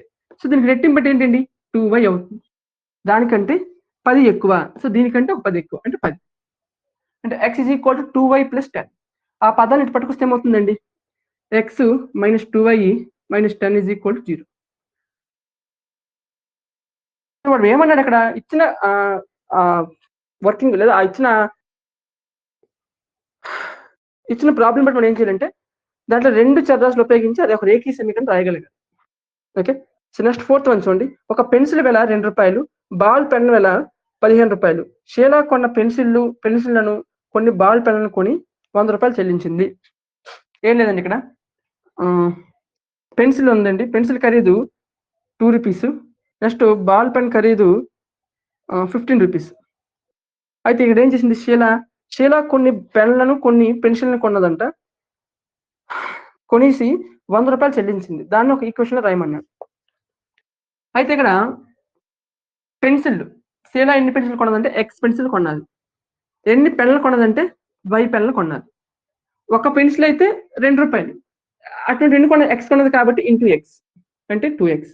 అంటే మొత్తంగా పెన్సిల్కి తను ఎంత చెల్లిస్తుందంటే 2x రూపీస్ చెల్లిస్తుంది. ఒక బాల్ పెన్ కొంటే ఎంత చెల్లిస్తుంది, 15 రూపాయలు చెల్లిస్తుంది. అటువంటి ఎన్ని పెన్నులు కొన్నది, వై పెన్నులు కొన్నది. సో ఒక పెన్ అయితే 15 రూపాయలు, 2 అయితే 15 × 2, 3 అయితే 15 × 3. మరి ఇక్కడ ఎన్ని కొన్నది, వై కొన్నది కాబట్టి 15 × వై అంటే ఏమవుతుందండి, 15y. అంటే బాల్ పెన్లకి ఎంత ఇచ్చింది, 15 రూపాయలు ఇచ్చింది. అంటే ఈ 2 రూపాయలు కలిపామనుకోండి ఎంత వస్తుంది మనకి, ఎంత చెల్లించింది తను మొత్తం, 100 రూపాయలు చెల్లించింది. అంటే 2x plus 15y is equal to 100 rupees. So 100 ఇంటి తెచ్చిస్తే ఈజ్ ఈక్వల్ 0 రాసుకోవచ్చు, అలాగే పర్లేదు. అది 4th one. Next 5th one చూడండి. యామిని ఫాతిమా 9వ తరగతి చదువుతున్నారు. వీరిరువురు కలిసి ప్రధానమంత్రి సహాయ నిధికి 200 రూపాయలు విరాళం ఇచ్చారు. సో ఇద్దరు కలిసి ఇచ్చారంట. So Yamini Yamini x rupees ఇచ్చింది, ఫాతిమా y రూపీస్ ఇచ్చింది, ఇద్దరు కలిసి 200 ఇచ్చారు. అంటే x plus y is equal to 200. ఖచ్చితంగా వాడు ఏమంటాడు చూడండి పైన, ఈ దత్తాంశం సరిపోవు 2 చరరాశుల్లో రేఖీ సమీకరణం రాయండి. అంటే 2 చరరాశులు ఖచ్చితంగా ఉండాలి. వాడు ప్రాబ్లంలో 2 చరరాశులు ఇస్తేనే మనం 2 చరరాశులు ఉపయోగించాలి. ఒకళ్ళు ఇవ్వకపోయాడు అనుకోండి, తింది x అనుకుంటే తింది ఏమనుకోవాలి, ఇప్పుడు మనము 200 మైనస్ y అనుకోవాలి, సారీ x అనుకోవాలి. నెక్స్ట్ లాస్ట్ వన్ చూడండి. ఇక్కడ ఒక సంఖ్య దానిలోని అంకెలను తారుమార్చిగా వచ్చే సంఖ్యల మొత్తము 121. ఇక్కడ ఒక సంఖ్య చూడండి, x y. ఈ సంఖ్యల అంకెలు తారుమార్చిస్తే yx అవుతుంది. ఈ రెండు కలిపితే మనకి ఎంత వస్తుందంటే 121 వస్తుంది. అంటే xy plus yx is equal to 121. అయితే ఆ విధంగా ఉంచకూడదు. ఇక్కడ ఎందుకు ఆ విధంగా ఉంచకూడదు అంటే మనకి ఏం కావాలి, ax plus by plus c ఆ విధంగా రావాలి. కానీ ఇది xy రెండు ఒక దగ్గర వస్తాయి, అప్పుడు అది అక్కడ ఏమవుతుంది మనకి అది. సో జనరల్ చెప్పాలంటే అది xy అనేది ఒక 2 అంకెల సంఖ్య. కానీ చూడడానికి ఇది ఏ విధంగా ఉందంటే x యొక్క పరిమాణం ఒకటి, ఇక్కడ పరిమాణం ఒకటి, అంటే 2 అయిపోయింది పరిమాణం. సో పరిమాణం 2 అయిపోతుంది, అది ఏ సమీకరణలు అయిపోతాయి, వర్గ సమీకరణలు అయిపోతాయి. కాబట్టి దీన్ని మనము ఆ విధంగా ఉంచకూడదు. ఇది సంఖ్య కాబట్టి దీన్ని మనము 10లో స్థానము 1లో స్థానం బట్టి విడదీయాలి. అంటే 10x ప్లస్ వై ప్లస్ ఇది 10y plus x is equal to 121. అంటే 11x plus 11y is equal to 121. So ఇలా ఉంచవచ్చు. లేదా x plus y is equal to 11. ఇది ఎలా వచ్చింది? ఈ రెండింట్లో మనం 11 కామన్ తీసామనుకోండి. 11 of x plus y is equal to 121 అవుతుంది. X plus y is equal to 121/11 అవుతుంది. అప్పుడు 11 వన్స్ 11 11 క్యాన్సిల్ అయిపోతే x plus y is equal 11 వస్తుంది. ఓకే. సో ఇవేవి కూడా మనకి ఇంపార్టెంట్ కాదు అని చెప్పలేం, అడిగినా అడగచ్చు. ఓకే, ఇది 6.1 అండి. నెక్స్ట్ 6.2 మనకి ఏముందంటే సాధనలు. సో సాధనకు సంబంధించి కొన్ని ప్రాబ్లమ్స్ చూద్దాం.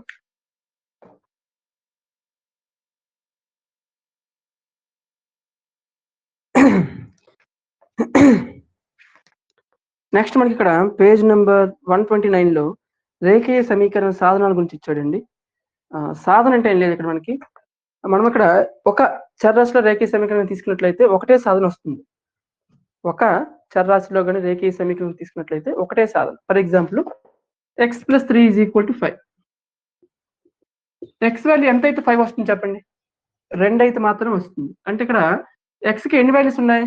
ఒక వాల్యూ మాత్రం ఉంది. కానీ రెండు చరరాశుల్లో రేఖీయ సమీకరణం తీసుకున్నట్లయితే ఎక్స్కి వైకి చాలా సాధనలు ఉంటాయి. ఇక్కడ ఒకటే సాధన. ఆ సాధననే మనము చాలా పేర్లు చెప్పుకున్నాం. బహుపదుల్లో అయితే శూన్యులుగా చెప్పుకున్నాం, ఇంకా చెప్పాలంటే మూలంగా చెప్పుకున్నాం. అయితే ఇక్కడికి వచ్చేసరికి ఈ ఏది 9th క్లాస్లో మనకి రెండు చరరాశుల రేఖీయ సమీకరణం తీసుకున్నట్లయితే ఒక్కొక్క దానికి ఎక్స్కి చాలా సాధనలు ఉంటాయి, వైకి చాలా సాధనలు ఉంటాయి. ఆ సాధన మనం ఏ విధంగా కనుక్కోవాలి? ఫర్ ఎగ్జాంపుల్ చూడండి, ఇక్కడ 4x plus y is equal to 9. X value ఎంత, వై వాల్యూ ఎంత? ఎక్స్కి ఎన్ని వాల్యూస్ ఉంటాయి, వైకి ఎన్ని వాల్యూస్? ఫస్ట్ ఒకటి గుర్తుపెట్టుకోండి, రెండు చరరాశుల్లో ఉంటే ఎక్స్కైనా వైకైనా చాలా సాధనలు ఉంటాయి. ఎక్స్కైనా వైకైనా చాలా సాధనలు ఉంటాయి. Okay, so first X is equal to 0 తీసుకోండి అనుకోండి. ఎక్స్ ఒకవేళ 0 అయితే వై వాల్యూ ఎంత అవుతుంది? సో 0 అయితే ఎక్స్ అంటే 4 into 0 is 0 plus y is equal to 9 అవుతుంది. అంటే ఇది మొత్తం 0 అయిపోతుంది. అప్పుడు వై ఈజ్ ఈక్వల్ టు 9 అవుతుంది. అంటే ఎక్స్ 0 అయితే వై 9 అవుతుంది. ఇది ఒక సాధన. రెండోది వై ఈజ్ ఈక్వల్ 0 అనుకోండి. మొదటిది ఎక్స్ ఈజ్ ఈక్వల్ 0 అనుకున్నారు, ఇప్పుడు వై ఈజ్ ఈక్వల్ 0 అనుకోండి. అప్పుడు ఏమవుతుంది? 4 ఇంటూ ఎక్స్ ప్లస్ వై బదులు 0 రాయండి, ఈజ్ ఈక్వల్ టు 9. ఇది 0 కాబట్టి 4x ఈజ్ ఈక్వల్ టు 9 అవుతుంది. ఎక్స్ ఈజ్ ఈక్వల్ టు 9/4 అవుతుంది. అంటే వై 0 అయితే ఎక్స్ ఏమైందండి? 9/4 అయింది. అంటే ఇది ఒక సాధన. ఒకవేళ ఎక్స్ ఈజ్ ఈక్వల్ టు 1 అయింది అనుకోండి.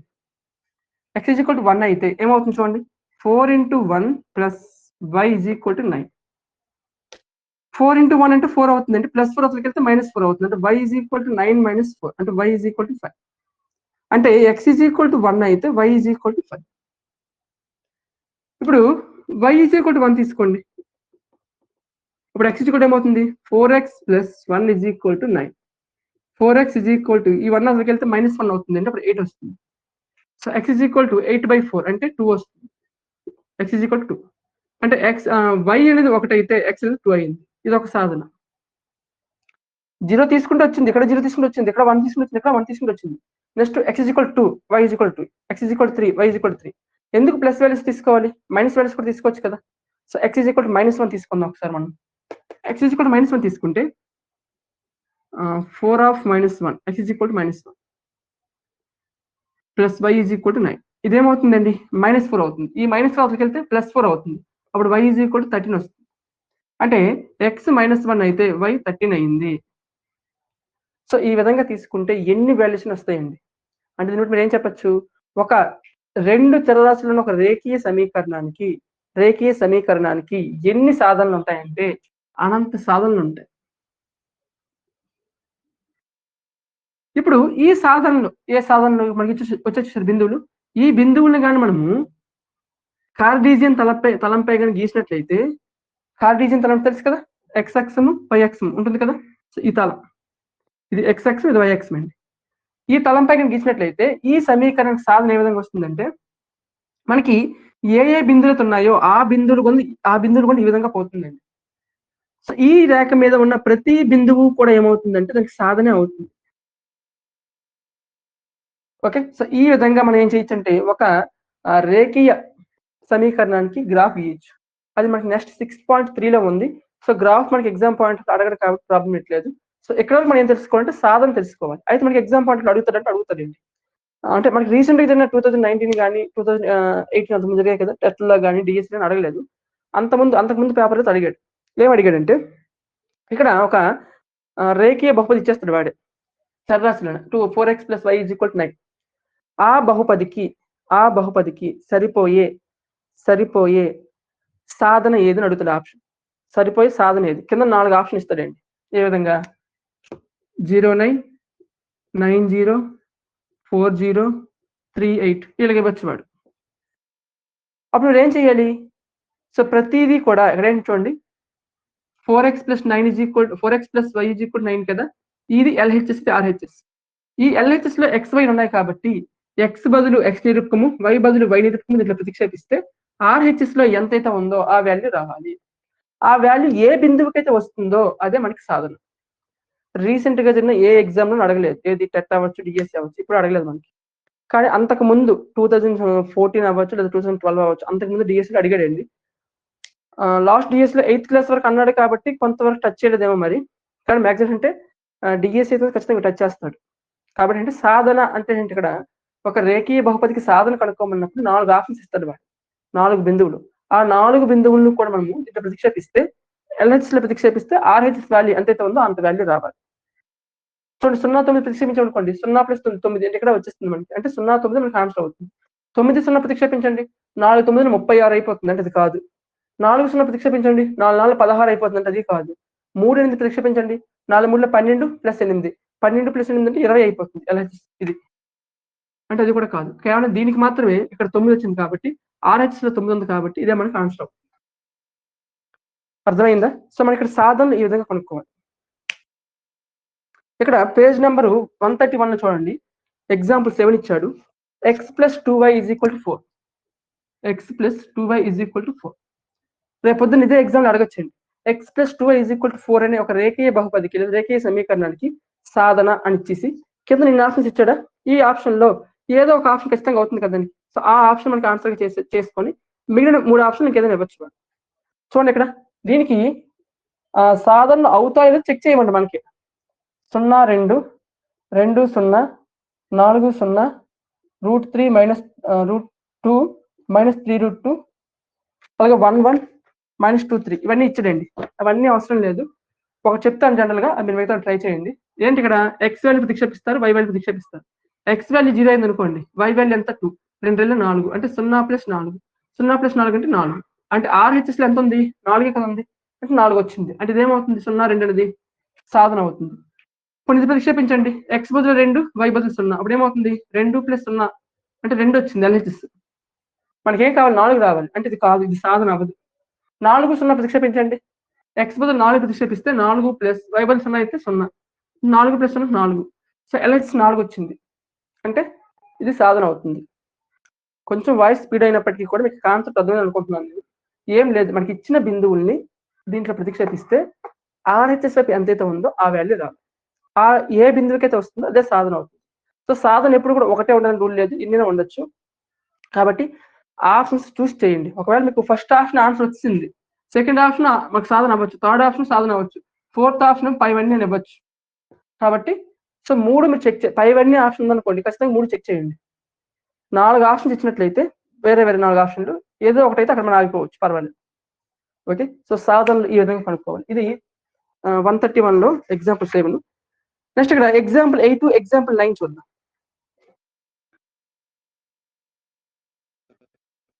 నెక్స్ట్ మనకి ఇక్కడ పేజ్ నెంబర్ 132లో చూడండి. ఒక 2 ఎగ్జాంపుల్స్ ఇచ్చాడు. ఎగ్జామ్ పాయింట్ ఆఫ్ అడిగితే మనకి ఇటువంటి ప్రాబ్లమ్స్ అడుగుతుంటాడు. ఈ 2 ప్రాబ్లమ్స్. ఓకే. ఇక్కడ ఏమి ఇచ్చాడు? 5x - 7y = k. ఒక రేఖీయ సమీకరణం ఇచ్చాడు. ఈ సమీకరణానికి సాధనలు ఇచ్చాడండి. x = 3 అంటే y = 2 అంటే. అయితే k వాల్యూ కట్టమన్నాడు ఇక్కడ. k = ఎంత? సో, x వాల్యూ, y వాల్యూ సాధన ఇచ్చాడంటే వాటిని ప్రతిక్షేపించడమే. ప్రతిక్షేపించండి. 5/3 - 7/2 = k. 5 3 15, 7 2 14 k. సో, 15 - 14 అంటే 1 అంటే k = 1. అంతే లెక్క. 5x - 7y = k ఇచ్చినప్పుడు సాధనలు ఇస్తాడు. ఆ సాధనలు దీన్ని ప్రతిక్షేపిస్తే k వాల్యూ వచ్చేస్తుంది. ఇక్కడ కూడా సేమ్ అంతేనండి. 5x - 2y 5x + 3y - 7 = 0. దీనికి సాధనలు ఇస్తాడు వాడు. x = 2k + 1 అంట. y is equal to k అంట. అయితే k వాల్యూ కట్టుకుంటాం. చూడండి ఇది -7 కదా, ఈజ్ ఈక్వల్ అసలు పట్టుకెళ్ళిపోతాం. అప్పుడు ఏమొస్తుంది 5x + 3y is equal to 7 వస్తుంది. x బదులు ఏం రాయొచ్చు మనం ఇక్కడ 2k + 1 రాయొచ్చు. y బదులు ఏం రాయొచ్చండి k రాయొచ్చు is equal to 7. గుణించండి 5 2 10k plus 5 1 5 plus 5 next 3k is equal to 7. ఈ +5 వద్దకు వెళ్తే -5 అయిపోతుంది. 10k + 3k అంటే 13k అవుతుంది. So 13k is equal to 7 - 5. So k is equal to 7 - 5 అంటే ఎంత అవుతుంది అంటే 2 అవుతుంది. 13 గుణిస్తుంది, అక్కడికి వెళ్తే భాగిస్తుంది అంటే 13. అంటే k is equal to 2/13. Okay. So సాధనలు అంటే ఏం లేదు, ఇచ్చిన రేఖీయ బహుపదిలో రేఖీయ సమీకరణంలో ఆ x వాల్యూస్ y వాల్యూస్ దీంట్లో ప్రతిక్షేపిస్తే చాలు. ఓకే. సో మనకి ఏమొస్తుందంటే k వాల్యూ అనేది వచ్చేస్తుంది. ఇవి మనకి ఇంపార్టెంట్. ఎక్కువగా మనకి అడిగితే ఇటువంటి అడుగుతుంటాడు, k వాల్యూ కనుక్కోండి. ఒక సమీకరణంలో సమాసం ఇచ్చేస్తాడు కదా, దాంట్లో k వాల్యూ కట్టమంటాడు ఎక్కువ. ఓకే. ఇది మనకి ఎగ్జాంపుల్ 9, ఎగ్జాంపుల్ 8. నెక్స్ట్ ఇక్కడ పేజ్ నెంబర్ 132లోనే 6.2 ఎక్సర్సైజ్ చూడండి. ఫస్ట్ రామ్ ఏమిచ్చాడు, ఈ క్రింది వాటి ప్రతి సమీకరణానికి 3 వేరు సాధనలు కనుక్కోండి. 3 వేరు సాధనలు కనుక్కోవడం ఏం లేదు అక్కడ. చూడండి ఇక్కడ first one 3x + 4y is equal to 7 ఇచ్చాడా. First one x is equal to 0 ప్రతిక్షేపించండి. y వాల్యూ ఎంత వస్తుంది, 0 అయితే 0 అయిపోతుంది, ఇది 7/4 వస్తుందండి. రెండోది y వాల్యూ 0 ప్రతిక్షేపించండి. అప్పుడు x ఈజ్ ఈక్వల్ ఏమొస్తుంది 7/3 వస్తుంది. అంటే 0 7/4 7/3 0. నెక్స్ట్ మూడోది x ఈజ్ ఈక్వల్ టు 1 ప్రతిక్షేపించండి. నాకు వచ్చి కాబట్టి 8 చేసేస్తున్నాను నేను. మీరు ఏం చేయాలి, x బదులు 1 రాయాలి. 3 1 3 ప్లస్ 4y అంటే 3 గుణిస్తాం ప్లస్ చేస్తుంది, అక్కడికి వెళ్తే మైనస్ అవుతుంది. అంటే 7 - 3 అంటే ఎంత అవుతుంది 4 వస్తుంది. అంటే 4y ఈజ్ ఈక్వల్ టు 4 కాబట్టి y ఈజ్ ఈక్వల్ టు 1 అవుతుంది. So x is equal to 1 అయితే y ఈజ్ ఈక్వల్ టు 1 అవుతుంది. అంటే బిందువు ఏమైంది 1 1. సో ఈ విధంగా మనము x కి కొన్ని వాల్యూస్ తీసుకుంటే y వాల్యూస్ వస్తాయి, y కి కొన్ని వాల్యూస్ తీసుకుంటే x వాల్యూస్ వస్తాయి. సో దాన్ని మనం ఏం చేయాలంటే x నిరూపకం ప్లేస్ లో x వాల్యూ రాయాలి, y నిరూపకం ప్లేస్ లో y వాల్యూ రాయాలి. అదేమవుతుందంటే ఆ ఇచ్చిన సమీకరణానికి సాధనలు అవుతాయి ఇవన్నీ కూడా. ఓకే. సో ఫస్ట్ టర్మ్ అన్ని కూడా చేయించండి. సెకండ్ రామ్ చూడండి, ఈ క్రింది సమీకరణాలకు 0a మరియు b0 రూపంలో సాధనలు కనుక్కోండి. 0a అలాగే b0 అంటే x బదులు 0 తీసుకోవాలి, y బదులు 0 తీసుకోవాలి. చూడండి ఇక్కడ first for example 8x - y is equal to 34 ఉందా. సో దీంట్లో మనకి 0a 0b అంటే ఈ రూపంలో తీసుకోవాలి, 0a b0 ఈ రూపంలో తీసుకోవాలి. అంతేనా, ఒక నిమిషం. 0a b0 అంతే. సో 0a అంటే x ఈజ్ ఈక్వల్ 0 తీసుకోవాలండి, b0 అంటే y ఈజ్ ఈక్వల్ 0 తీసుకోవాలండి. ఒకవేళ x ఈజ్ ఈక్వల్ 0 అయితే ఏమవుతుంది 8 × 0 అంటే 0 అయిపోతుంది, -y is equal to 3 34. So y is equal to -34 అంటే సో మనకి ఫస్ట్ బిందువు ఏమవుతుందంటే 0 -34 అవుతుంది. అంటే 0a ఈ రూపం. అప్పుడు a ఈజ్ కూడా ఏమొచ్చిందండి -34 వస్తుంది. వాడు 0a b0 రూపం అంటే x బదులు 0 y బదులు a. సో y బదులు a అంటే a అని కాదు, ఒక సంఖ్య. x బదులు 0 తీసుకుంటే y బదులు ఏ సంఖ్య వస్తుందో ఆ సంఖ్య. b0 అంటే ఇక్కడ ఏంటి 0 తీసుకోవాలి, y 0 తీసుకోవాలి. సో y 0 అయిపోయింది అనుకోండి, ఇది మొత్తం 0 అయిపోతుంది. సో అప్పుడు 8x ఈజ్ ఈక్వల్ టు 34 అవుతుంది. So x is equal to 34/8 అవుతుంది. x ఈజ్ ఈక్వల్ టు 17/4 అవుతుంది. అంటే బిందువు ఏమవుతుందండి 17/4 0. అవి ఆ రెండో వస్తుంది, ఇంకే రావు. అలాగా మిగతా వాటికి కూడా తీసుకోండి. x బదులు 0 తీసుకుంటే y వాల్యూ ఎంత వస్తుంది, y బదులు 0 తీసుకుంటే x వాల్యూ ఎంత వస్తుంది, అవి అక్కడ రాయాలి మనం. నెక్స్ట్ థర్డ్ రామని చూడండి, ఈ క్రింది వాటిలో ఏవి 2x - 5y ఈజ్ ఈక్వల్ 10 సమీకరణానికి సాధన అవుతాయి. సాధన అవ్వాలంటే ఏం చేయాలండి, ఆ బిందువుని ఆ సమీకరణంలో ప్రతిక్షేపించాలి. ఇక్కడ ఏమి ఇచ్చాడు 2x - 5y 2x - 5y is equal 10 ఇచ్చాడు. దాంట్లో బిందువులు ఏమి ఇచ్చాడు చూడండి 0 2 0 - 2 5 0 3 2√2 √3 -√3 1/2 2. ఈ బిందువులు ప్రతిక్షేపిస్తే LHS వైపు ఎంతైతే ఉందో దాన్ని ప్రతిక్షేపిస్తే RHS వాల్యూ రావాలి. ఫర్ ఎగ్జాంపుల్ లాస్ట్ బిందువు చూడండి 1/2 2 అంటే x బదులు 1/2 ప్రతిక్షేపించాలి, y బదులు 2 ప్రతిక్షేపించాలి ఈజ్ ఈక్వల్ 10. 2కి 2కి 10 ఎంత వస్తుందండి 5 2 -10. మనకి ఏం రావాలి +10 రావాలి, కానీ ఇక్కడ ఏమొచ్చింది -10 వచ్చింది. సో -10 వచ్చింది కాబట్టి ఇది సాధన కాదు. ఖచ్చితంగా ఇటువైపు ఏ సంకేతం ఉంటుందో అదే రావాలి. ప్లస్ అయితే ప్లస్ సంఖ్య రావాలి, మైనస్ వచ్చి చాలదు. ఓకే, సో ఆ విధంగా చేయాలి. నెక్స్ట్ 4th, 5th, 6th చెప్దాం.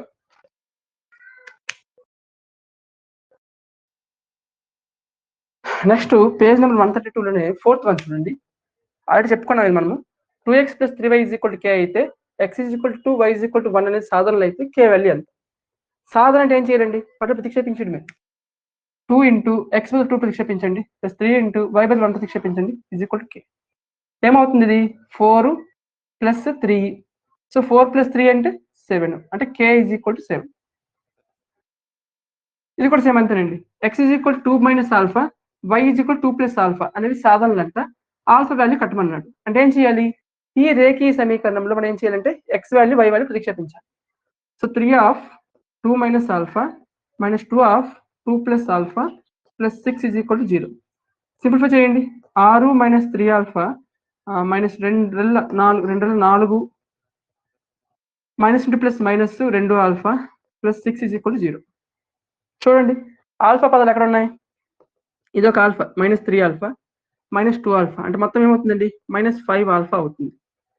6 ఇది +6, సో +12 అవుతుంది. -4 అంటే -8 అవుతుంది, +8 అవుతుంది, = 0. మొత్తం సింప్లిఫై చేసుకుంటే +6 + 12 అండి, ఇది -4 అండి, అంటే +8 అవుతుంది. ఇది +8 ఇక్కడ అసలు ఏమవుతుంది -8 అవుతుంది, అంటే -5 ఆల్ఫా = -8. మైనస్కి పోతే ఆల్ఫా = 8/5. మనకి ఆల్ఫా కదా అడిగాడు వాడు. నెక్స్ట్ ఇది కూడా సేమ్ అంతేనేని. 3x + ay = 6 అనే రేఖీయ సమీకరణానికి x = 1, y = 1 అనేది సాధనలు అయితే ఏ వాల్యూ ఎంత. చూడండి 3 × x బదులు 1 + a × y బదులు 1 = 6. సో 3 × 1 అంటే 3 అవుతుంది, a × 1 అంటే a అవుతుంది, = 6. సో a = 6 వెళ్తే -3 అవుతుంది. సో a = 6 - 3 అంటే ఎంత అవుతుందండి, 3 అవుతుంది. So a = 3. ఓకే, సో ఈ విధంగా చేయాలి మనకి. సో ఏ వాల్యూ, ఆల్ఫా వాల్యూ, కే వాల్యూ. సో ఇటువంటి క్వశ్చన్స్ కొంచెం ఫోకస్ చేయండి.